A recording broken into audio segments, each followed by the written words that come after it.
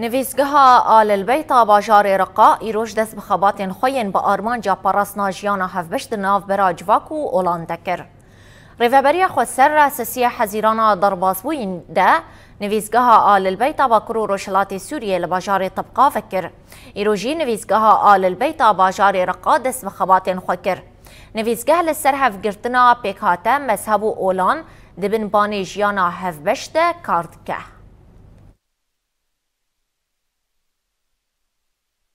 عملنا الرئيسي توثيق أنساب آل البيت.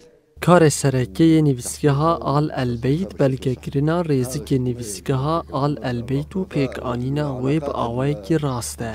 هر وحد نویسگاه لسر هفگردنا پیکاته مذهب و اولان دبن بان جیانا هفبشتا کار بکه. ام یکن تو جداهی دنا برامدا تنیه. خريستيان عرب كرد وآسور تبيكن. احنا كنا واحد يعني ما في عندنا